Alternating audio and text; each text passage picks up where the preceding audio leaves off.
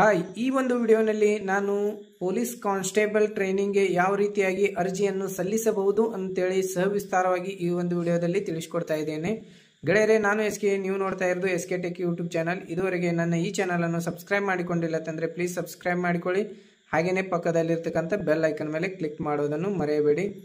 ಗೆಳೆಯರೆ, ಸಾಕಷ್ಟು ಜನ ನಿರುದ್ಯೋಗಿಗಳು ಇರ್ತಾರೆ ಅಥವಾ ಸಾಕಷ್ಟು ಜನ ಸ್ಟೂಡೆಂಟ್ಗಳು ಇರ್ತಾರೆ. ಆದರೆ ಎಲ್ಲಿ ಒಂದು ಕಾನ್ಸ್ಟೇಬಲ್ಗೋಸ್ಕರ ಟ್ರೈನಿಂಗ್ ಅನ್ನು ಪಡೆದುಕೊಳ್ಳಬಹುದು ಉಚಿತವಾಗಿ ಅಂತೇಳಿ ಗೊತ್ತಿರುವುದಿಲ್ಲ. ಆದರೆ ನಾನು ನಿಮಗೆ ತಿಳಿಸ್ಕೊಡುತ್ತೇನೆ ಯಾವ ರೀತಿಯಾಗಿ ನಾವು ಉಚಿತವಾಗಿ ಒಂದು ಟ್ರೈನಿಂಗ್ ಅನ್ನು ಪಡೆದುಕೊಳ್ಳಬಹುದು ಪೊಲೀಸ್ ಕಾನ್ಸ್ಟೇಬಲ್ದು ಅಂತೇಳಿ ಈ ಒಂದು ವಿಡಿಯೋದ ಮುಖಾಂತರ ನೀವು ತಿಳಿದುಕೊಳ್ತೀರಿ. ಹಾಗಾದರೆ ಗೆಳೆಯರೆ, ಈ ವಿಡಿಯೋವನ್ನು ಸ್ಟಾರ್ಟ್ ಮಾಡೋಣ. ನನ್ನ ಲ್ಯಾಪ್ಟಾಪ್ದ ಸ್ಕ್ರೀನನ್ನು ನಿಮ್ಮ ಮುಂದೆ ತೋರಿಸ್ತಾ ಇದ್ದೇನೆ. ಹಾಯ್ ಗೆಳೆಯರೆ, ನಾನು ನನ್ನ ಲ್ಯಾಪ್ಟಾಪ್ ಸ್ಕ್ರೀನನ್ನು ಓಪನ್ ಮಾಡಿ ತೋರಿಸ್ತಾ ಇದ್ದೇನೆ ನಿಮಗೆ. ಗೆಳೆಯರೆ, ಇಲ್ಲಿ ನೋಡಿ ಕ್ರೋಮ್ ಬ್ರೌಸರ್ ಸಿಗತ್ತೆ. ಈ ರೀತಿಯಾಗಿ ಕ್ರೋಮ್ ಬ್ರೌಸರ್ ಮೇಲೆ ಕ್ಲಿಕ್ ಮಾಡಿದ ಕೂಡಲೇ ಒಂದು ಲಿಂಕ್ ಅನ್ನು ಪೇಸ್ಟ್ ಮಾಡ್ತಾ ಇದ್ದೇನೆ ನಾನು. ಈ ಲಿಂಕು ನಿಮಗೆ ಡಿಸ್ಕ್ರಿಪ್ಷನ್ ಬಾಕ್ಸ್ದಲ್ಲಿ ಕೊಟ್ಟಿರುತ್ತೇನೆ. ಆ ಲಿಂಕಿನ ಮೇಲೆ ಕ್ಲಿಕ್ ಮಾಡಿಕೊಂಡು ನೀವು ಡೈರೆಕ್ಟ್ ಆಗಿ ಅರ್ಜಿಯನ್ನು ಸಲ್ಲಿಸಲು ಬರುತ್ತೆ ಗೆಳೆಯರೆ. ಹಾಗೆ ಈ ರೀತಿಯಾದ ಇಂಟರ್ಫೇಸ್ ಅನ್ನು ಓಪನ್ ಆಗುತ್ತೆ. ಆನಂತರ ಇಲ್ಲಿ ಅರ್ಜಿ ಸಲ್ಲಿಸಿ ಅಂತೇಳಿ ಇದೆ ನೋಡಿ. ಇದರ ಮೇಲೆ ಕ್ಲಿಕ್ ಮಾಡೋದಕ್ಕಿಂತ ಮುಂಚೆ ಇಲ್ಲಿ ನೋಡಿ ಅರ್ಜಿ ಸಲ್ಲಿಸಲು ಕೊನೆಯ ದಿನಾಂಕ 31/8/2025 ಆಗಿರುತ್ತೆ. ಆನಂತರ ಸಂಜೆ ಸಾಯಂಕಾಲವರೆಗೆ ಮಾತ್ರ ಒಂದು ಅರ್ಜಿಯನ್ನು ಸಲ್ಲಿಸಲು ಅವಕಾಶ ಇರುವಂಥದ್ದು ಪೊಲೀಸ್ ಕಾನ್ಸ್ಟೇಬಲ್ ಟ್ರೈನಿಂಗ್ಗೋಸ್ಕರ. ಇಲ್ಲಿ ನೀವು ಅರ್ಜಿ ಸಲ್ಲಿಸಿ ಮೇಲೆ ಕ್ಲಿಕ್ ಮಾಡಿಕೊಂಡಾಗ ಆಧಾರ್ ದೃಢೀಕರಣ ಅಂತೇಳಿ ಬರುತ್ತೆ ನೋಡಿ. ಇಲ್ಲಿ ನಿಮ್ಮದೊಂದು ಆಧಾರ್ ನಂಬರನ್ನು ಎಂಟರ್ ಮಾಡಿ, ಆನಂತರ ಆಧಾರ್ ಕಾರ್ಡ್ದಲ್ಲಿ ಯಾವ ರೀತಿಯಾಗಿ ಹೆಸರು ಇದೆ ಸೇಮ್ ಆಸ್ ಇಟ್ ಈಸ್ ಹೆಸರನ್ನು ಇಲ್ಲಿ ನೀವು ಟೈಪ್ ಮಾಡಿ, ಆನಂತರ ಇಲ್ಲಿ ಈ ಕ್ಯಾಪ್ಚಾ ಕೋಡನ್ನು ಇಲ್ಲಿ ಎಂಟರ್ ಮಾಡಿದ ನಂತರ ಪ್ರೊಸೀಡ್ ಬಟನ್ ಮೇಲೆ ಕ್ಲಿಕ್ ಮಾಡಿ.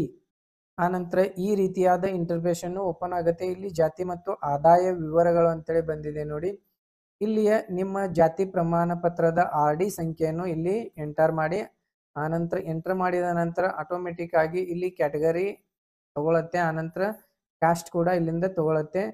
ಇಲ್ಲಿ ನೋಡಿ ಮತ್ತೆ ಆದಾಯ ಪ್ರಮಾಣ ಪತ್ರದ ಒಂದು RD ಸಂಖ್ಯೆಯನ್ನು ಇಲ್ಲಿ ಎಂಟರ್ ಮಾಡಿ, ಆನಂತರ ಡೈರೆಕ್ಟ್ ಆಗಿ ಕುಟುಂಬದ ವಾರ್ಷಿಕ ಆದಾಯ ಆಟೋಮೆಟಿಕ್ಲಿ ತಗೊಳತ್ತೆ. ಹಾಗೇನೆ ಗೆಳೆಯರೆ, ಇಲ್ಲಿ SSLC ವಿವರ ಅಂತೇಳಿ ಇದೆ. ಇಲ್ಲಿ SSLC ಬೋರ್ಡ್ ಕೊಟ್ಟಿದ್ದಾರೆ ನೋಡಿ. ಯಾವ ಬೋರ್ಡ್ದಿಂದ ನಿಮ್ಮ SSLC ಯನ್ನು ನೀವು ಪಾಸ್ ಮಾಡ್ಕೊಂಡಿದ್ದೀರಾ ಅನ್ನೋದನ್ನು ಇಲ್ಲಿಂದ ಚೂಸ್ ಮಾಡಿಕೊಳ್ಳಿ. ಆನಂತರ SSLC ರಿಜಿಸ್ಟ್ರೇಷನ್ ನಂಬರ್ ಇಲ್ಲಿ ಚೂಸ್ ಮಾಡಿ, ಆನಂತರ ಇಲ್ಲಿ ಅಭ್ಯರ್ಥಿಯ ಹೆಸರು ಆಟೋಮೆಟಿಕ್ ತಗೊಂಡಿರುತ್ತೆ, ಆನಂತರ ತಂದೆಯ ಹೆಸರು ಕೂಡ ಆಟೋಮೆಟಿಕ್ ಈ ರೀತಿ ತಗೊಂಡಿರುತ್ತೆ. ಆನಂತರ ಇಲ್ಲಿ ನೋಡಿ ತಾಯಿ ಹೆಸರು ನೀವು ಎಂಟರ್ ಮಾಡಬೇಕಾಗತ್ತೆ. ಆನಂತರ ಇಲ್ಲಿ ಪಾಲಕರ ಹೆಸರು ಎಂಟರ್ ಮಾಡಿ, ಆನಂತರ ಇಲ್ಲಿ ನಿಮ್ದೊಂದು ಜನ್ಮ ದಿನಾಂಕ ಎಂಟರ್ ಮಾಡಿ, ಆನಂತರ ಇಲ್ಲಿ ನೋಡಿ ನೀವು ಮ್ಯಾರಿಡ್ ಅನ್ಮ್ಯಾರಿಡ್ ಅನ್ನೋದು ಇಲ್ಲಿ ಸೆಲೆಕ್ಟ್ ಮಾಡಿಕೊಳ್ಳಿ.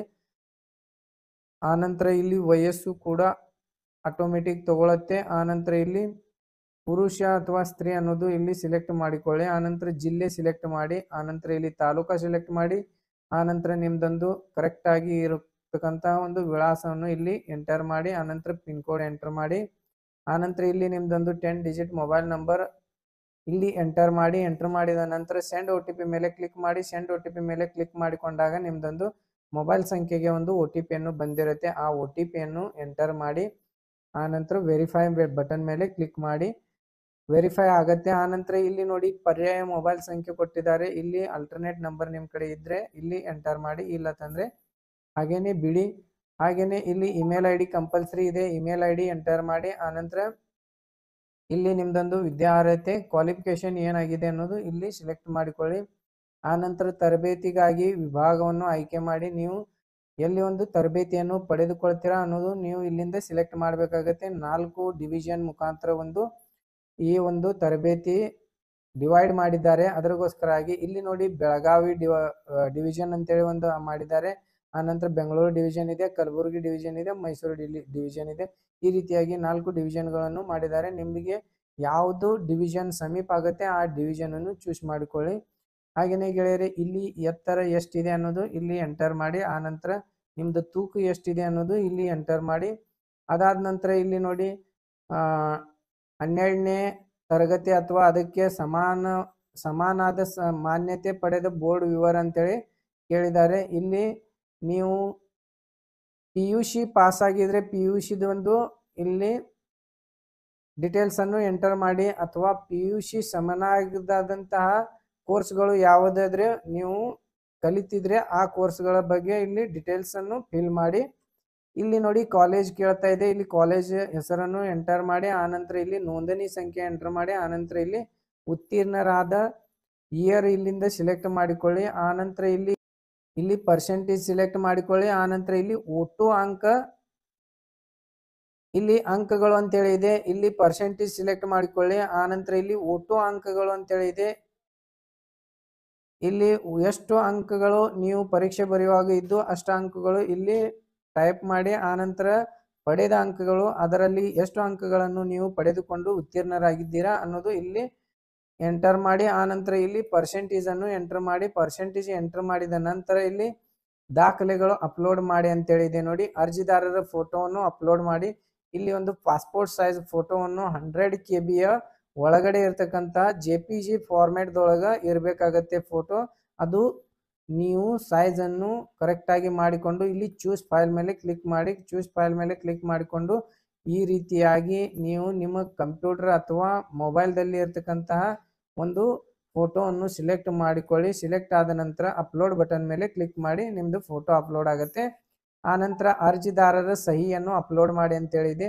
ಇದರದ್ದು ಕೂಡ ಸೈಜ್ ಇಲ್ಲಿ ಕೊಟ್ಟಿದ್ದಾರೆ ನೋಡಿ, JPG ಫಾರ್ಮ್ಯಾಟ್ದೊಳಗೆ ಇರಬೇಕು ಅಥವಾ JPEG ಫಾರ್ಮ್ಯಾಟ್ದೊಳಗೆ ಇರಬೇಕು. ಸೈಜ್ ಬಂದ್ಬಿಟ್ಟು 40 KB ಅಂತೇಳಿ ಇದೆ ಗೆಳೆಯರೆ. ಇಲ್ಲಿ ಅಪ್ಲೋಡ್ ಫೈಲ್ ಮೇಲೆ ಕ್ಲಿಕ್ ಮಾಡಿ. ಅಪ್ಲೋಡ್ ಫೈಲ್ ಮೇಲೆ ಕ್ಲಿಕ್ ಮಾಡಿಕೊಂಡಾಗ ಈ ಫೈಲನ್ನು ಅಪ್ಲೋಡ್ ಆಗತ್ತೆ. ನೀವು ಸಹಿ ಮಾಡಿದಂತಹ ಒಂದು ಫೈಲ್ ಅಪ್ಲೋಡ್ ಆಗತ್ತೆ. ಆನಂತರ ಇಲ್ಲಿ ನೋಡಿ ಜಾತಿ ಪ್ರಮಾಣ ಪತ್ರವನ್ನು ಅಪ್ಲೋಡ್ ಮಾಡಿ ಅಂತೇಳಿ ಇದೆ ನೋಡಿ. ಇದು ಯಾವ ಸೈಜ್ದಲ್ಲಿ ಬೇಕಪ್ಪ ಅಂತಂದ್ರೆ JPEG ಫೈಲ್ ಸೈಜ್ ಬಂದ್ಬಿಟ್ಟು 200 KB ಒಳಗಡೆ ಇರಬೇಕು. ಒಳಗಡೆ ಇದ್ದಾಗ ಮಾತ್ರ ಇಲ್ಲಿ ಅಪ್ಲೋಡ್ ಆಗತ್ತೆ. ನೀವು 201 KB ಇದ್ರೂ ಕೂಡ ಇಲ್ಲಿ ಅಪ್ಲೋಡ್ ಆಗೋದಿಲ್ಲ.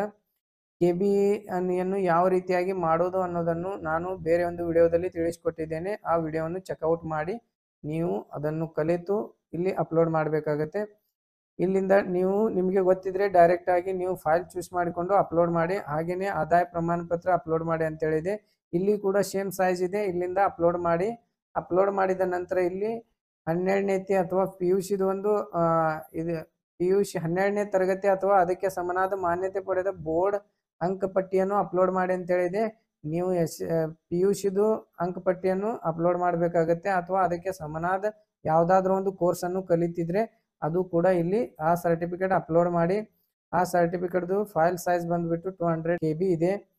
ಇದು JPG ಅಥವಾ JPEG ಫಾರ್ಮ್ಯಾಟ್ದೊಳಗೆ ಮಾತ್ರ ಅಪ್ಲೋಡ್ ಅನ್ನು ಮಾಡಬೇಕಾಗತ್ತೆ. ಇಲ್ಲಿ ಅಪ್ಲೋಡ್ ಮೇಲೆ ಕ್ಲಿಕ್ ಮಾಡಿ. ಅಪ್ಲೋಡ್ ಮೇಲೆ ಕ್ಲಿಕ್ ಮಾಡಿಕೊಂಡಾಗ ಇಲ್ಲಿ ಕೆಲವೊಂದಿಷ್ಟು ಟರ್ಮ್ಸ್ ಕಂಡೀಷನ್ಸ್ಗಳಿವೆ, ಡಿಕ್ಲರೇಷನ್ ಇದೆ. ಇಲ್ಲಿ ಟಿಕ್ ಮಾರ್ಕ್ ಮಾಡಿ. ಈ ರೀತಿ ಟಿಕ್ ಮಾರ್ಕ್ ಮಾಡಿಕೊಂಡು ಸಬ್ಮಿಟ್ ಬಟನ್ ಮೇಲೆ ಕ್ಲಿಕ್ ಮಾಡಿ. ಸಬ್ಮಿಟ್ ಬಟನ್ ಮೇಲೆ ಇಲ್ಲಿ ಕ್ಲಿಕ್ ಮಾಡಿದಾಗ ನಿಮ್ಗೊಂದು ಅಕ್ನಾಲಜ್ಮೆಂಟ್ ನಂಬರ್ ಸಿಗತ್ತೆ. ಆ ಅಕ್ನಾಲಜ್ಮೆಂಟ್ ನಂಬರ್ ಥ್ರೂ ನೀವು ನಿಮ್ಮ ಒಂದು ಹಾಕಿದಂಥ ಅಪ್ಲಿಕೇಶನ್ದ ಸ್ಟೇಟಸ್ ಅನ್ನು ಚೆಕ್ ಮಾಡಲಿಕ್ಕೆ ಬರುತ್ತೆ. ಈ ರೀತಿಯಾಗಿ ನಾವು ಈ ಒಂದು ಅಪ್ಲಿಕೇಶನ್ ಅನ್ನು ಫಿಲ್ ಮಾಡಬಹುದು. ಗೆಳೆಯರೇ, ಈ ವಿಡಿಯೋವನ್ನು ಇಷ್ಟವಾದರೆ ನಿಮ್ಮ ಫ್ರೆಂಡ್ಸ್ಗಳಿಗೆ ಈ ವಿಡಿಯೋವನ್ನು ಶೇರ್ ಮಾಡಿ. ಹಾಗೆಯೇ ಗೆಳೆಯರೇ, ಏನಾದರೂ ನಿಮಗೆ ಡೌಟ್ಸ್ ಇದ್ದರೆ ಕಮೆಂಟ್ ಬಾಕ್ಸ್ದಲ್ಲಿ ಕಮೆಂಟ್ ಮಾಡಿ ಕೇಳಬಹುದು. ಆನಂತರ ನಿಮ್ಮ ವೆಹಿಕಲ್ದೊಂದು ಇನ್ಶೂರೆನ್ಸ್ ಅನ್ನು ಡ್ಯೂ ಆಗಿದ್ರೆ ಅಥವಾ ರಿನೋವಲ್ ಮಾಡಿಕೊಳ್ಳಬೇಕಾದ್ರೆ www.sanjeevkare.com ಈ ಒಂದು ವೆಬ್ಸೈಟ್ಗೆ ಭೇಟಿ ನೀಡಿ. ಅಲ್ಲಿ ನಿಮ್ಮ ವೆಹಿಕಲ್ದೊಂದು ಡಾಕ್ಯುಮೆಂಟ್ಸ್ಗಳನ್ನು ಅಪ್ಲೋಡ್ ಮಾಡಿದರೆ ವಿತಿನ್ 1 ಅವರ್ದಲ್ಲಿ ನಿಮ್ಮ ವೆಹಿಕಲ್ ಇನ್ಶೂರೆನ್ಸನ್ನು ಮಾಡಿಕೊಡಲಾಗುವುದು. ಹಾಗೆಯೇ ಗೆಳೆಯರೇ, ನೀವೇನಾದರೂ EV ಬೈಕ್ಸ್ಗಳನ್ನು ತಗೊಳ್ಬೇಕು ಅಂದಿದ್ದಲ್ಲಿ ಅದರದ್ದು ಕೂಡ ಲಿಂಕ್ ಡಿಸ್ಕ್ರಿಪ್ಷನ್ ಬಾಕ್ಸ್ದಲ್ಲಿದೆ. ಆ ಲಿಂಕನ್ನು ಯೂಸ್ ಮಾಡಿಕೊಂಡು ನೀವು EV ಬೈಕನ್ನು ಪರ್ಚೇಸ್ ಮಾಡಿದರೆ 2000 ರೂಪೀಸ್ ನನ್ನ ಕಡೆಯಿಂದ ಬೋನಸ್ ಆಗಿ ಸಿಗಲಿದೆ. Thank you so much. ಮತ್ತೆ ಸಿಗೋಣ ಮುಂದಿನ ಒಂದು ವಿಡಿಯೋದಲ್ಲಿ. ಬಾಯ್ ಬಾಯ್.